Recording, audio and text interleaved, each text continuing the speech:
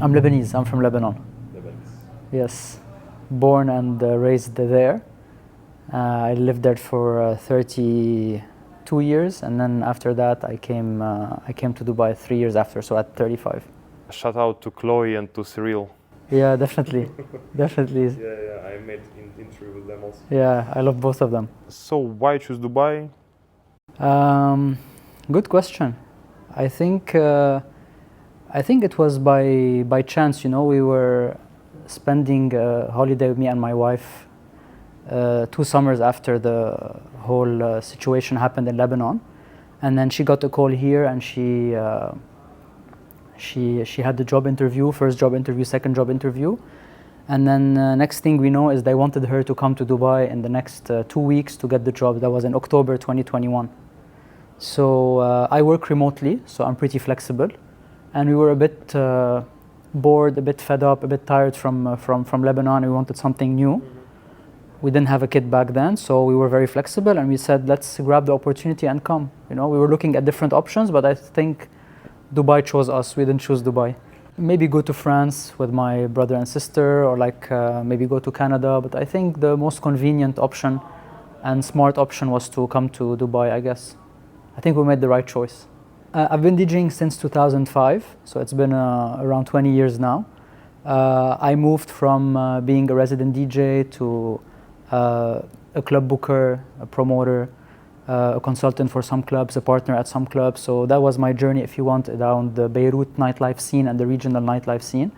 I was involved in very interesting projects, from the Basement to Uber House to The Garden to BO18, Mix FM, Ballroom Blitz, Grand Factory, and more recently in an upcoming project as well.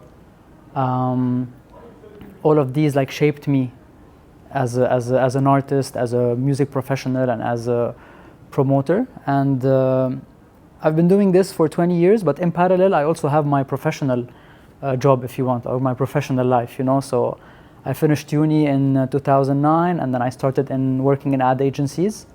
I did my master's and then started my own creative agency in 2013.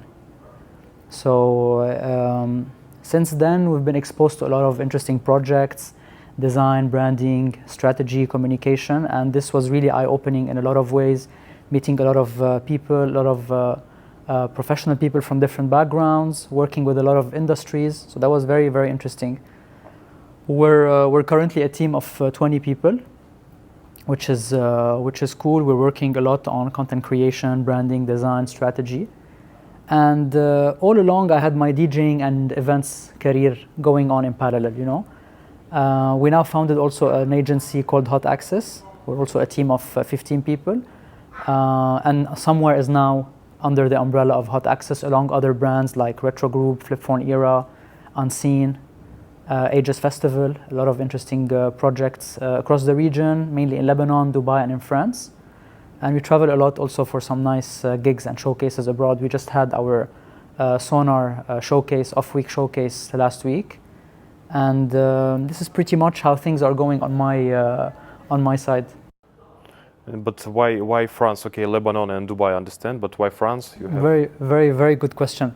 Actually, a lot of there's a big Lebanese diaspora in France. Okay. You know, and also when things were not stable in Lebanon, the first 2 places where Lebanese people went to are the UAE and France, because culturally we're very much attached to France. Like, I'm French educated. Okay. The French school system and university system in Lebanon is very prevalent. French is a second language to Lebanon, you know. So naturally, people are drawn towards French culture and France, if you want. And also, I have half of my family there. And what's interesting as well is when we left from Beirut to Dubai, and then a lot of people left to France. What's interesting is that people who come to our party in Dubai and to France are the same people who used to party with us in Beirut since 2006, are people of my generation. So it came out very naturally to really have this trifecta of having Paris, Beirut, and Dubai as part of our map, if you want. And then from Paris, we branch out to other European cities like Berlin, like Vienna, like Barcelona. And from Beirut and UAE to places like Egypt, KSA, and all those nice GCC cities that are doing good things for electronic music. Is it difficult to communicate between France and UAE, because it's a very, very long flight? And It is. It's 7 hours. I got used to it. Like, I'm traveling there every 2 months now, around every 2 months. Yeah, it's 7 hours is a bit too much. I try to sleep as much as possible on the flight, but I got used to it, and I feel it's good to always keep on moving and traveling and getting refreshed by whatever's happening around you. You know, wherever I go there, I reconnect with people I know from before. I reconnect with friends. I spend more time with my family. So I really like this connection that I'm here. I'm traveling less to Beirut nowadays, but I promised myself to do that more by next year. For example, guys from Sector, they usually invite DJs from Europe, and I always ask the co-founders of Sector why clubs from Europe don't invite you, like a showcase or something like that. And Sector's co-founders said that it's very expensive for promoters in Europe to invite us, because it's Dubai. They can invite guys from Georgia, from Berlin, from Europe. Correct. For 100 euro as a ticket, and here it will be 1,000 euro as a ticket. You know, like, and. When they told me this information, I was, you know, like a little bit sad, because, you know, I'm a DJ and I want also I have a plan to like make a tour or something like that, and I understand that maybe it will be impossible. Look, I think the key to being exposed to the European scene is to actually be there first. You know, like, one, you will cut on the ticket price. That's a crazy price. Like, if you want to travel in a good airline, that's $1,000 already, and with the taxis, with the per diem, with everything, it's really expensive to bring a DJ from here to there. And same for us bringing a DJ from Europe to here as well. You know, it's not cheap. But I mean, whenever I go to Europe, I'll try to spend like a week or two, or try to maybe squeeze in 2 or 3 gigs in the same 10 days. So that would make sense more to actually split one ticket with 3 promoters, rather than having one promoter pay for the whole trip. You know what I mean? Yeah. This is the best way. This is the best way possible for you to maximize your chances of getting booked. Like texting a promoter, "Hey, I'm in Berlin. I'm in France. It would just cost you 70, 80 euros to go by train or to go by EasyJet to another European city." So that would make more sense, and you would increase your chances of getting booked eventually into those places, you know? Do you know some DJs from Dubai who make these trips to Europe? I've been doing this for the past 2 years almost, but someone from Dubai doing that, I don't know if Max was doing that, but I feel he was going and coming on the same day, like for one gig. I don't know of any Dubai DJ who was doing that actually. Yeah. That's the point. But that's very convenient, you know. Like, as long as you have a place to stay there, or like you stay in an affordable accommodation, it would make sense to do it. Because, you know, also I think, in my opinion, in Dubai we have maybe 2-3, I would say, music scenes. The huge scene, it's like Afro house and melodic techno scene. Also, I think it's the mix of mashup DJs or open format with music for everything. Also, we have seen like minimal, something like that, and also we have underground scene. And I think in Europe, usually crowds like minimal and techno stuff, and they don't like to go to Afro, I don't know, maybe Afro house parties. Yeah. But all DJs here play Afro house.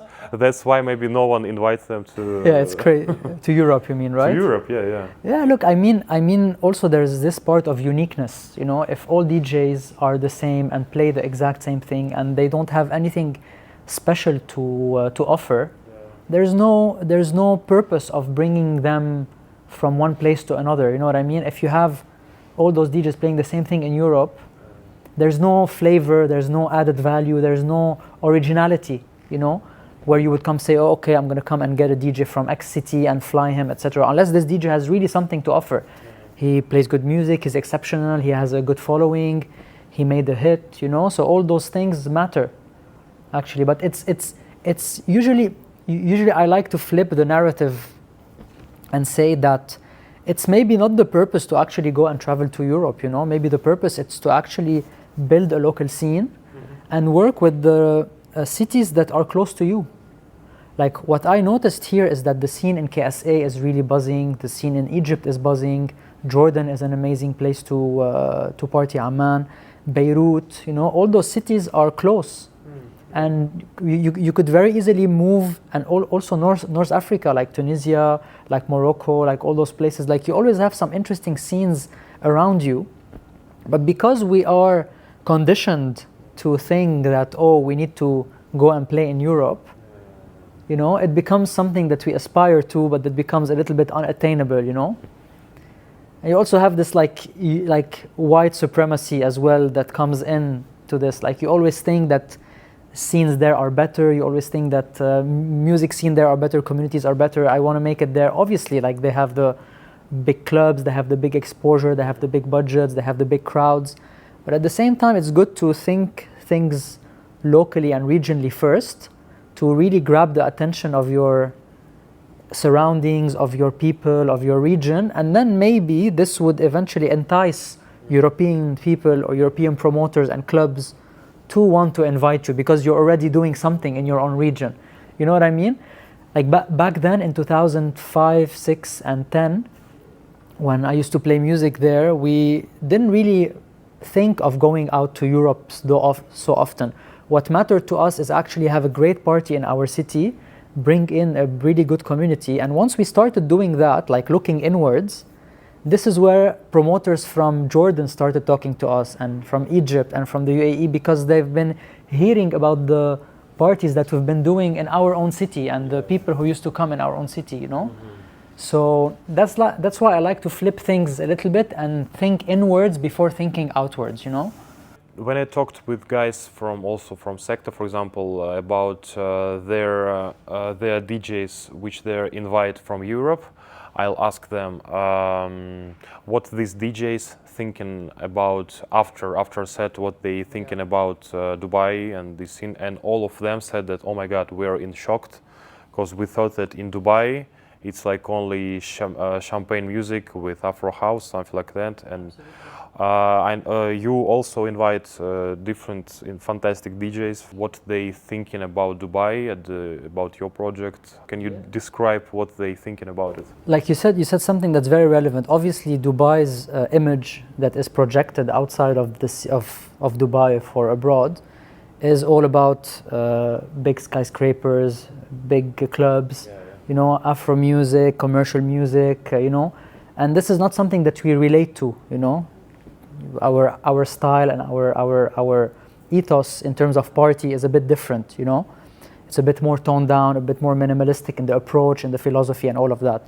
So obviously, when you project that image and then everyone knows the city in those ways, whenever artists come here and experience like the warmth of us being so welcoming, the attention to detail that you put into our parties, the scenery as well, like if you do it in a nice location with a nice view, etc., and people's reaction and the crowd's reaction as well, because don't forget, at the end of the day, the people who are here, it's a mix of European people, a mix of Middle Easterns, you know. It's a very interesting, it's a very interesting mix if you have the right ingredients coming in together, you know. So everyone was astonished by the city, obviously, like the city lived up to its expectations, but at the same time our parties also lived up to their expectations. So they were very positively surprised that in such a big city that has this image, you could find a nice haven that is this somewhere party with this vibe, with the sound system, with this approach, with all of the attention that we put. So it was only positive for now, like thankfully, but there's always room for improvement, you know. The city needs a lot of alternative places. It has a lot of places, but it needs this alternative alternative space, if you want. And I think people like us are creating those spaces. It's, you know, I believe that you should come into a city and really try to give this city whatever you learned from your past experiences. You know, like for me, my passion is around music, but also bringing people together. That's why I'm equally DJing and organizing parties. You know, so that's something that I love. And I think once you start with that, you start emanating this energy to people and to people around you. And this is the right approach to actually make it, or to make a difference, or to make an impact, especially in a city like Dubai. If you need to choose one, what's your passion more, DJing and music or organizing events? Like, it's a no-brainer for me. It's definitely making music and DJing. It's a no-brainer for sure. Oh, okay. Yeah, for sure. Because when you're fully focusing on the music, and you're in it without having to think about all the stuff that go around it, which is organizing an event. You know, all the efforts that one should put to organize an event, like from the venue to the door to the logistics to the sound system to the decoration, operations, and all of that. It's not a one-man show, you know, so you need a team to actually do that. But when you flow by playing music, by DJing, by connecting with people, I would much rather pick that than having to organize a party, you know. About your project somewhere, tell us about the main concept of this project. The idea of Somewhere is really the fruit of all the years of being part of the Beirut underground scene, or the Beirut electronic music scene, if you want to call it this way. Like all those years of curating lineups in clubs, having our residencies, playing long warm-up sets, peak time sets, after hours, after parties, and all of that. So all that baggage that we built throughout those like 18 years, if you want, all of this came through with the Somewhere party. Like it's a nomadic approach to partying, given that we're people that travel a lot, met a lot of people. I've been from city to city. We wanted to actually have something that brings people together and brings people home, if you want. And the concept is to actually bring those people under one umbrella that is exceptional electronic music and on-point electronic music. And it's actually a sonic and visual diary of all our experiences, all our travels, that gets translated into the party and bringing people together. And thus the name Somewhere, if you want, you know. And it could be somewhere in Paris, somewhere in Dubai, somewhere on the beach, somewhere in the mountains. So it's really this nomadic feel that we like and that we want to translate. So this is why you also see us not doing parties in the same place all the time. We like to move different different spaces, different cities. So this is what actually brings the energy into the brand and into the party. Somewhere, is it 100% of Ronin or no? Or you image without yourself somewhere? Good question. That is a hard question, actually. Like it started as an idea that I brought forward to some friends and to some DJs. Then it started evolving,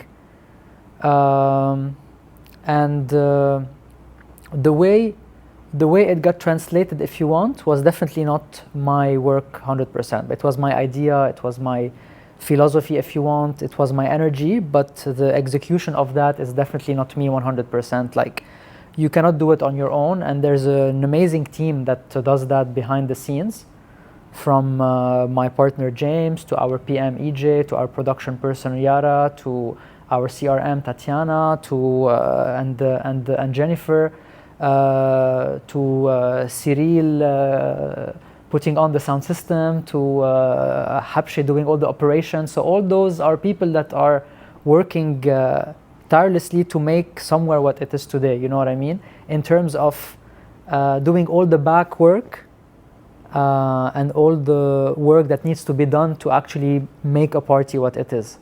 So in short, it was an idea that started with me, but that got carried on with the help of the partners, of everyone, even the people who support us on a community level, like Gabby and all those guys. Like, it's really, really important to build a team. That's what I have learned along all those years. You know, you cannot do it on your own. You have to build a team. You have to build people. You have to rally people around your cause, if you want, or around your philosophy, or around your way of thinking. And that's the hardest part, you know. When I had the idea, I was alone. It was actually not, how can I say it, like, it was an idea that I had, and then I presented it to a friend, and then to another friend, and then to DJs, and then to my partner, and etc. And but the idea started somewhere, you know. The idea started somewhere in my mind. Whenever I'm on a dance floor, listening to my favorite DJ in Berlin, or going to France and connecting with other promoters, you know, going to a festival. So all those ideas and all those bits of inspiration that you get from everywhere funneled into this idea, and then started becoming a party at the beginning.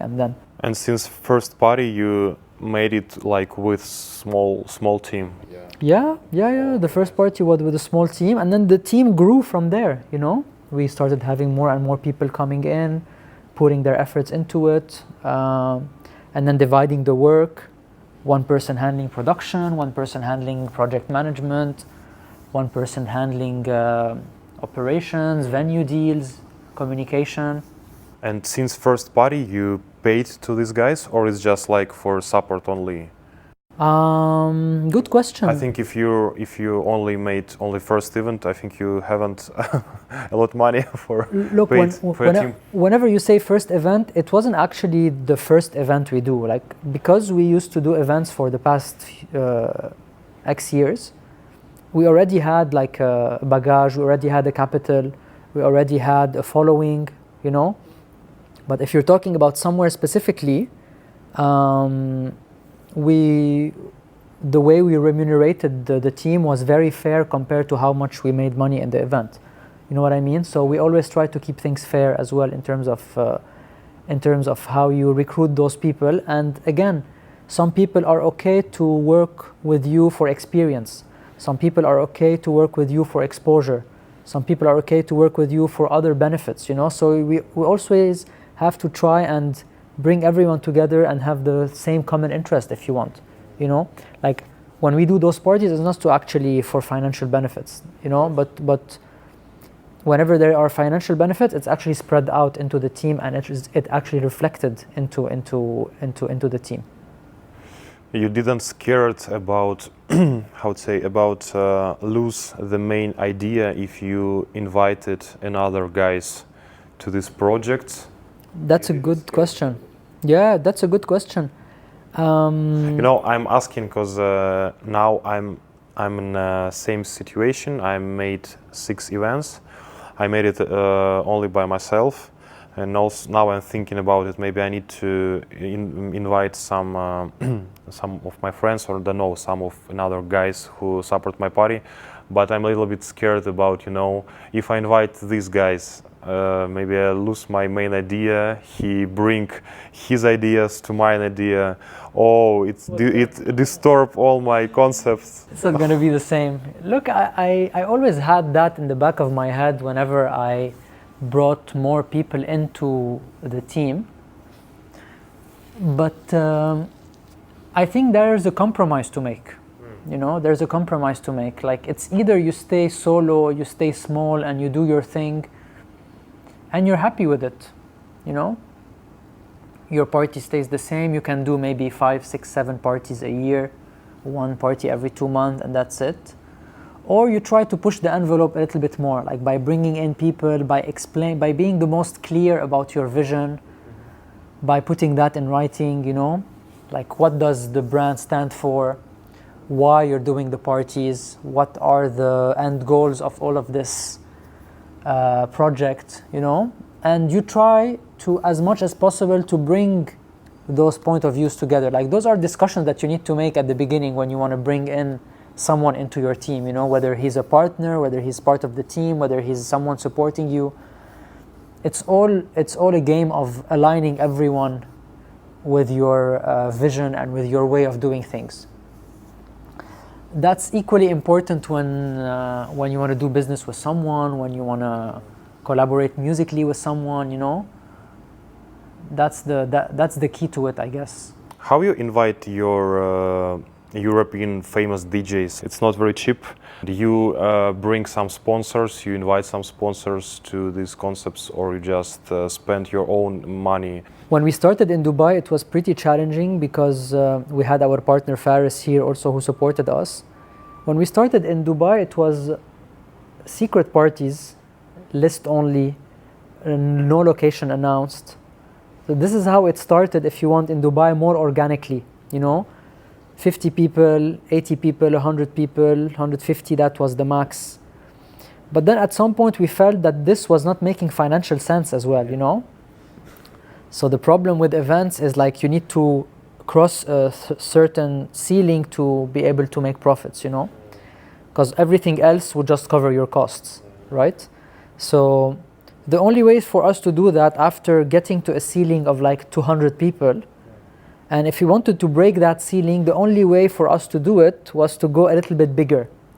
And the way for us to go a little bit bigger was to book a bigger place, to do events in a bigger place, and bring bigger DJs. So all this experience we have amassed during those 2 years in Dubai on what works, what doesn't work, etc., was put into place into one of our bigger events. I remember that was in January when we got Swili to helipad.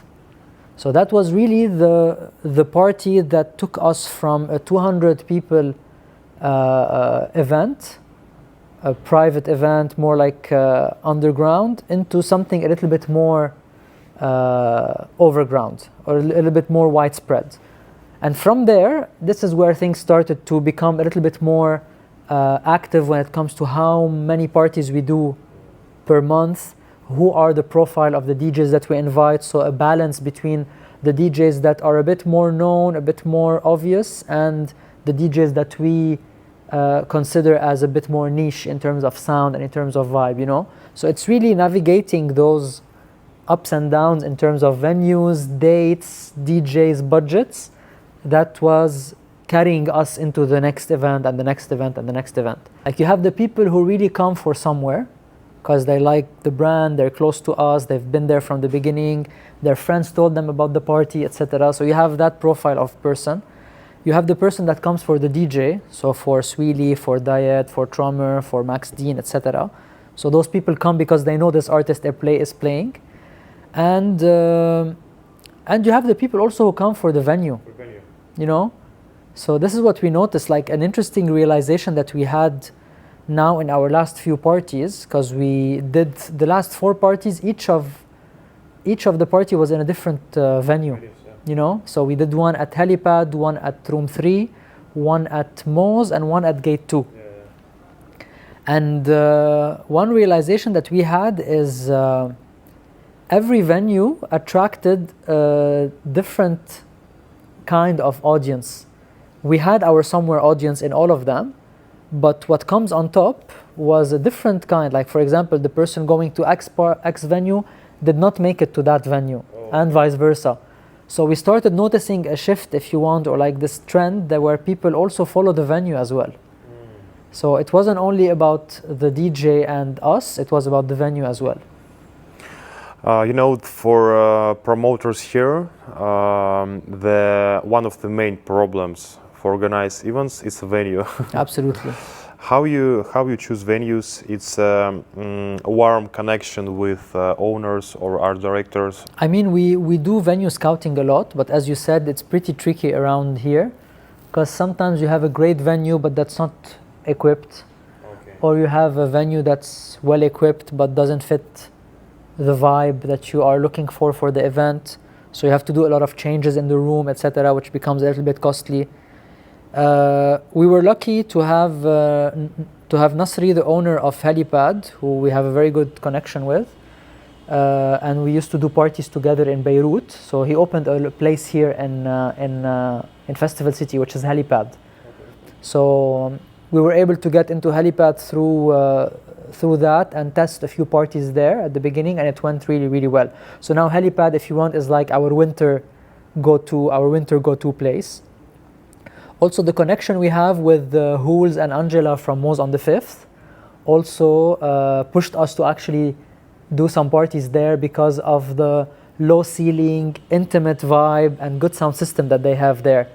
So it's also good to sometimes counterbalance between big room events with obvious names and more intimate events like we do with Gianmarco Orsini and with Diet and with Cap, etc. So, and then last year we did a lot of parties in room 3 as well. I believe it's a nice space. But now they close. But now they close. But now they close, yeah. Now I think a restaurant's gonna come there. And then last time what we did is we did a party in gate 2. Yeah. So I played there already 3 times. So John and Paul were kind enough to invite me to play there every couple of weeks. So I played there the first time. I was really impressed by the sound system, by the vibe, by the people. I played there the second time. It was on the 3rd of January, 4th of January. I wasn't expecting to have a good party. It was a really, really great one. And then I played for the 3rd time, and then I said, like, really, like, this is a place where we should be doing a somewhere party, you know?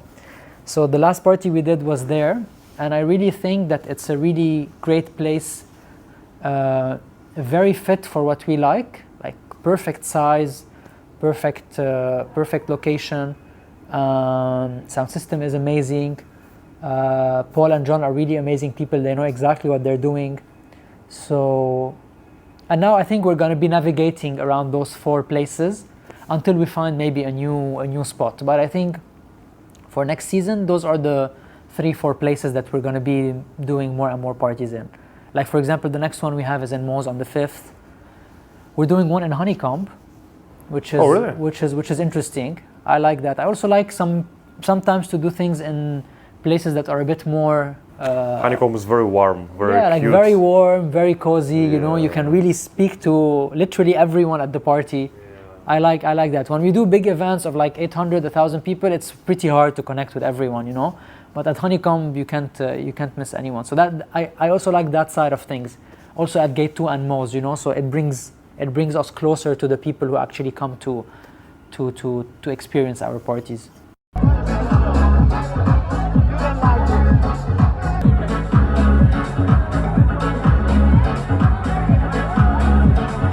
It's actually one of our favorite places in Dubai, like hidden spots in Dubai. I think what Honeycomb stands for is really in line with our ethos and the way we do things, and the music we play, and the vibe we like, and the people that come here. You know, it really resembles us. So I think it's a good match between us and Honeycomb. What was the maximum count of crowd in your events? You told me 800, really? 800, 1,000. Where it was? Yeah, in Helipad. In Helipad, oh yeah, man. Yeah.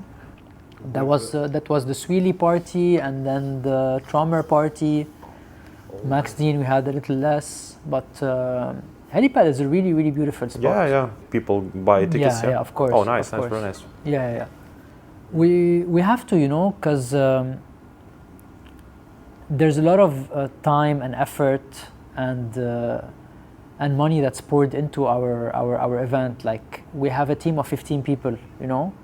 So a team of 15 people in somewhere or in your agency. In Hot Access. Okay. You know, in Hot Access, which is the umbrella, which is the agency that houses Somewhere and other brands. You know, so for us to be able to sustain such a team, we have to do more parties. We have to do better parties. We have to be a little bit more aggressive when it comes to the way we do things to really be able to sustain this team. Because, you know, for example, in Russia, 800 people, 1,000 people, it's a normal situation once a week in Moscow or St. Petersburg. It's a normal thing. Because they have so much crowd with nice vision, with nice music choice, and 800, 1,000, it's a normally. Here in Dubai, I think it's a very big surprise. Yeah, especially for our sound, you know. It will be a very big mix of everything. weather, I don't know, another promo groups and other competitors, I don't know, in this date, main DJ. And yeah, I think it's a very rare thing to catch. Look, amount. It's actually important what you said now, because on the date where we had 850 something people at helipad, it was actually just what you said. Like, the date was perfect. The weekend, there was nothing else to do that weekend, surprisingly. The artist was right, and the venue was right. You know, when all those things align, but that's an outlier. You know, like that happens maybe once every year or two. But when things align like that, this is where you can actually bring in so much crowd. Like also in Beirut, 850 people, 1,000 people is also something normal, you know. But here with our sound, it's becoming more and more challenging to gather such a big crowd, especially with everything happening around the city. You know, you have so much options, so many options. A lot of things are happening. People go have dinner. People go for drinks. People go for brunch. People go for pre-parties, pre-drinks, house parties, beach clubs. You know, like so much is happening. It's really tough to cut through the noise and bring value, you know, to the people, especially at our parties. But we're doing it, you know. We're doing it. We're pushing through, you know. We're pushing through it. It's harder than we thought, but we're doing it. Do you know another promo groups in your style? It's your colleagues or maybe it's your competitors? I don't know. Yeah, definitely. Like a lot of cool people are doing nice things here. Like the Duck Soup guys are doing nice stuff. Mo is a good friend since the early days. The Noctuary guys are doing cool stuff. They did a nice boat party here a couple of months ago, and then came to our party. They do nice showcases in Honeycomb as well. I don't know who else from our sound does that. Maybe if you want to go a little bit bigger, like Snoopy Beats, they do amazing things in their location in Fujairah once a year at Halloween. We've been doing a lot of nice things with them for the past 2 years now. And you with these guys, more colleagues, more friends, or more like competitors? No. I think they're more friends, colleagues, competitors. I think it's all three of them at the same time, you know. I think it's all three of them at the same time, but more like friends and like pals, you know. We try as much as possible, like within our philosophy is really open, and it's really to collaborate with everyone. Whenever the time is right, whenever the dynamic is right, whenever we feel there is a promoter or artist that are like-minded, that would think like us, that would do things like us, that we really feel this connection together, our door is always open for that. About your music style of your scene, it's more how you can describe this music style. What is it? I like to call it house music. Just house music? Yeah, I like to call it house music. You know, the word minimal comes when you want to maybe describe the sound as a minimalistic approach to house, a minimalistic approach to tech house. But it's technically house music, you know. I like to keep things broad and allow, if you want, any DJ or any resident that comes to our party and plays to really be as broad as possible, as long as it fits a certain ethos or a certain philosophy or a certain way of doing things, you know.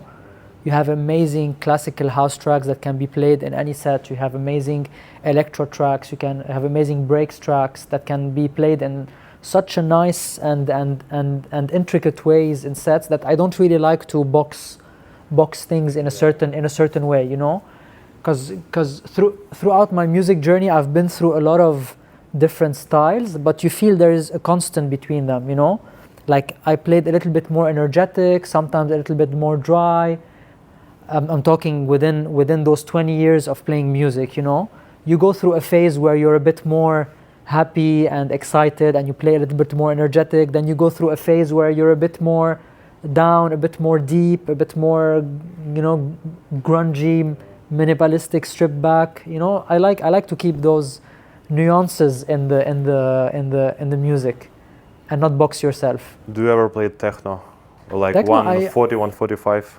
No, that's maybe too fast for me. But I did play a couple of sets at the right place at the right time. Oh. You know, yeah.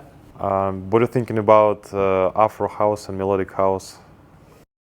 I don't know, man. Like to each their own style, but at the same time, I feel that those styles made electronic music more popular in general. And then for me, it's like a way in for people to get exposed to electronic music in general. And then with time, I feel people would fine-tune their style to become a little bit more knowledgeable about a deeper sound, or about an artist, or about a label, or about a club. And it's just a way in. And for me, it acts like a funnel, you know, like afro house and melodic techno or whatever brings people into the scene. Might not be the right people, might not be the right vibe, might not be the right energy. But with time, either those people leave the scene and move on to something else, or they start becoming a little bit more curious musically, you know? Like you can't listen to afro house all your life, you know? Or you can't listen to melodic techno all your life. Some people do, you know? I'm not judging, I'm just saying that for me, it's a way in to people to go from something broad to something more niche, to become a bit more curious, you know. And we have a joke at the office. Whenever there's someone who comes from the melodic techno scene or like the afro house scene, and then comes and ends up at our party. So we have like a thumbs up and say that we converted a sinner, you know, so that we were able to convert a sinner to become a part of us, you know. What's the main difference in your opinion between maybe Lebanese crowd, Lebanese scene, and Dubai crowd and Dubai scene? Because I started DJing and partying in Lebanon for so many years, and then went out to Europe and experienced the European scenes, I started realizing that whatever connection you build with a crowd is actually what matters, you know. Some people come with a baggage from different life events, country events and stuff, that for every person clubbing means something, you know. Like maybe for Lebanese people, clubbing means a way of escaping their day-to-day life. For Europeans, maybe it's a way to go inwards, you know. For people who have traveled a lot and got exposed to a lot, have maybe broader perspective on music and clubbing. So what I like here is this mix of Lebanese people, of Europeans, of Asians, of American, you know. So it's a really interesting mix of energies and of backgrounds that becomes more, if you want, more complicated to entertain or to please or to connect with. But I feel like the common denominator for all of them is the music that we play. You know what I mean?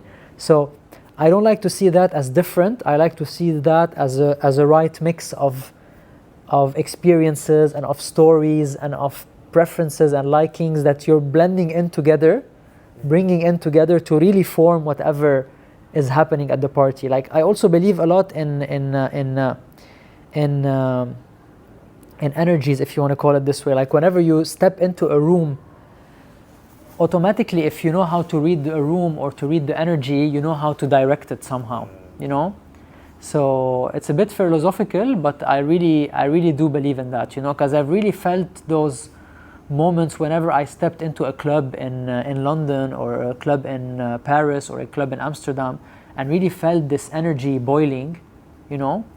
But at the same time, all those people come from very different backgrounds, very different stories, very different nationalities, you know. But that energy that they bring as a whole, this is what really stands out for me, you know. Do you have some invitations from different clubs or from promo groups here, like in Instagram? Hey mate, what about this Saturday? Do you want to play in our club? or something like that? Yeah, I do. I do receive some random texts on my Instagram from time to time. Not all of them are relevant, but whenever those are people that are really doing good things in their own world, I would love to join that. You know, sometimes they're weird, sometimes they're less weird, sometimes they're relevant, sometimes they're not. But it's cool to actually exchange and see what's around the city. Like the city is huge. You know, a lot of things are happening. It's like some people see it as a small city, some people see it as like so many things are happening, you know, but at least in our scene, I mean, like almost everyone knows everyone, you know. Do we have some clubs here with your sound? I don't think so. I think honestly, Gate 2 is the only place that does recurrently, you know, this kind of programming. Moz on the 5th do this on Fridays as well. And you have also all the big clubs like the Sohos and everything, but it's very, very different. I'm just talking about electronic music in general, you know. But in our style, I don't think so. Maybe Playroom at Soho did nice events as well on Sundays, if I remember, with some Farcio, and invited a lot of interesting artists from Romania, and so that was interesting. It was nice. But I mean, in our style, I don't see a standalone place who actually does that on a regular basis. It's mainly promoters, I guess. It's mainly promoters, less venues, more promoters. How do you think? Is it a problem for Dubai? It actually maybe is, yes. Like maybe it's this separation between what clubs want and what promoter and the subculture wants, if you want. Yeah, it's not a problem. It's actually maybe Life is life. yeah, like maybe an opportunity to, you know, an opportunity to create a space that would speak this language, you know. But at the same time, it's a lot of responsibilities, a lot of investment, a lot of. For example, when I was in Russia, when I lived in Russia, I also all my life I played deep house, soulful house, minimal house, and in Russia, in St. Petersburg, in Moscow, we have, I don't know, maybe 15 restaurants with deep house, like, you know, background deep house. It's not organic down tempo and proper afro. Deep house. Proper it's only deep deep house with also with records, something like that. It's near maybe 12, 15. Also, we have clubs with minimal and tech house. And for example, for me as for DJ only, not for promoter, I can play, you know, like twice a month, twice a week in 2 restaurants, and twice or 3 times a week in different clubs. Yeah. And here, how I can catch the gigs? Yeah, true. I think here promoters are replacing the venues and what venues are supposed to be doing. You said something very important. Like in Lebanon, it's pretty much the same. In Lebanon, you have the club, who's actually pushing itself as an institution, as a club, as a place to gather people around a certain philosophy. And then you have the promoters coming in as an addition. But here you feel that venues are there, with the exceptions of a few, but they would only rely on promoters to actually come in and do their parties or come in and bring people, because it's very costly and very challenging to maintain a venue and to push a venue from, I don't know, Thursday to Sunday maybe. This is where the promoters are much needed and are filling this gap. But in my opinion, there is the gap that's being, like the void that's being created in the scene here, is not because of the promoters, it's because of the venues. Because nobody maybe has the energy or the time to actually build a proper venue that only does this kind of, like has this kind of identity, if you want, musical identity that we identify to, you know. Like I would much love to see a venue here that would maybe have a programming of techno on a day, minimal house on a day, something a little bit more housey and disco on the 3rd day, you know, something a little bit more down tempo or left field or breaks on the 4th day, you know. It would be interesting, but this will require a lot of time and efforts, and we need to also see if the scene is big enough to actually be able to contain such such a club, you know. That's the challenge. Do you ever been on a big tour or something like that? European tour or maybe Asia tour as a DJ? Asia, I would love to do that. Europe, I've been, I did like maybe three, four mini tours, if you want to call them this way, traveling from city to city for like 10, 15, 20 days. It's something that I really, really enjoyed. One of the last one I did was right before COVID. Oh, okay. Yeah, that was right before COVID, and our last gig was in Barcelona, and then we had to fly to Milan, and then you know, like it started to spread around end of Feb, beginning of March, and this is where we had to just go from Barcelona to Beirut, and then everything shut after a couple of weeks. But it's really nice to be on the road for some time. But I realized that I also love to be in one place, to have my routine, to have my my meal plan, to have my good 8-9 hours of sleep. You know, like being on the road is really nice. It's really challenging. It's really exciting. You meet a lot of people, you go a lot of places, you're in trains, you're in airports almost every couple of days. It's good to do it for some time. I'm talking about myself, but I also like to counterbalance it with like working out, waking up early, eating well, sleeping well, you know? Yeah. Like at my age now, I'm starting to favor this rather than being on the road and pushing myself a lot through DJing. Like I like to do 1 gig, 2 gigs, 1 weekend, 4 or 5 days, and then come back here and have 5 days in balance to really counterbalance all this extroversion that I had during that weekend. But it's interesting. It's interesting. How do you think? Is it how to say happiness DJ life with tours? Is it the main goal of DJ way or no? How do you think? That's a good question. That's what they feed us, right? That's what they feed us. That being successful a DJ, you have to tour. You have to do X number of gigs. You know, like you have to do 4 cities in 1 weekend. Yeah, you know? make a post and this September and like. Yeah, like make a post September from the 1st to the 30th. Every day should be filled, you know. But this comes at a cost. You can hardly get through that without any damage, you know, to your health, to your mind, to your like it comes at the detriment of something, you know. I'm not demonizing that, or like, because I also don't want to romanticize this whole idea of touring, you know.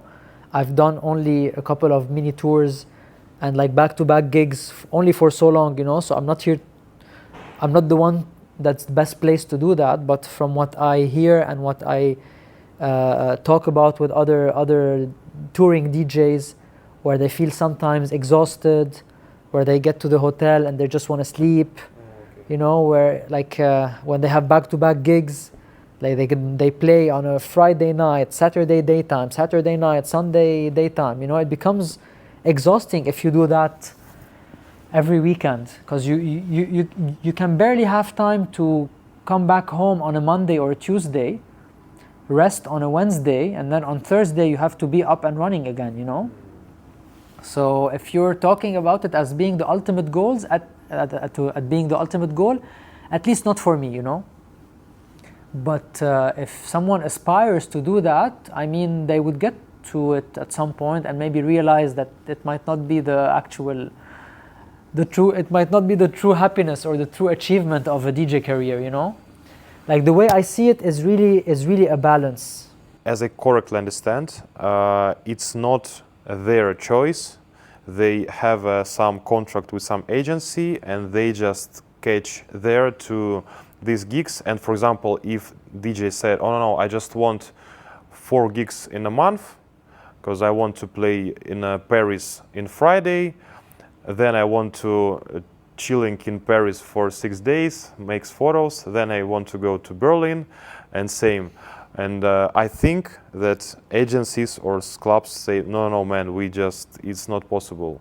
How it works? Because I don't know. Like as far as I know, the big DJs, yes, maybe they do have some numbers to reach or some milestones to reach with their agencies. But at least in the scene that we are in, I don't think DJs have those obligations from their agencies. Like I know a lot of DJs that would only ask their agencies to book 4 gigs a month. They have family obligations, they have personal obligation, they don't want to go too much into this touring spiral, you know. But I also have DJs, and I also know DJs and spoken to them, where they really want to maximize the number of gigs they do, at least for a year, 2 or 3 or 4. So at some point after that, they are able to be a little bit more selective about the number of gigs that they take, you know. So it's really a personal choice. It's really a personal choice. Like, for example, when you see someone like Trommer doing back-to-back gigs, like he's maybe the DJ that maybe has the most gigs within that circle, you know. Like he's a beast. He's a machine, you know. I don't know how he does it. It's a personal choice, you know. Nobody pushes him to do that. And you have other DJs, like for example, lately I've been talking to the agent of Coulter. The guy just wants to do 3-4 gigs a month, and that's it, you know. So it really depends on how you see things, where you are in your career. If you're still young, you have this energy, you have this passion, you want to actually go and grab those gigs by the ball. And whenever you become a DJ that's 40, has a family, and cares about his health more than the actual gig, or about his morning routine more than the gig, you would maybe be a little bit more selective, you know. It depends where you are in your career. It's not like this ultimate goal, but the thing is, like, media and social media sell us this idea that this is the dream, you know, or this is like the ultimate achievement. For me, the ultimate achievement is really like personal like balance. It's really being happy with oneself, being surrounded by friends, family, community, music. This is why this brings me back to the first point I told you. Like, maybe the goal is to be absolutely amazing and outstanding in your city, like be very well known in your city, or be very well known in your country. I remember in 2006 we used to really go to every major Lebanese city and do a party, you know. But then obviously things became a little bit more interesting, a little bit more broad, you know, in terms of reach. But maybe the first goal is being known in your city. Then the second goal, once you're done with that, maybe be known in the region, and maybe after, you know, because getting to that ultimate goal that sometimes appears as unattainable, maybe you need to break it down into more achievable goals along the way to make it more interesting, to make it more challenging, to make it more relevant to whoever you want to be, or to who you are, you know. What's your main goal in DJing?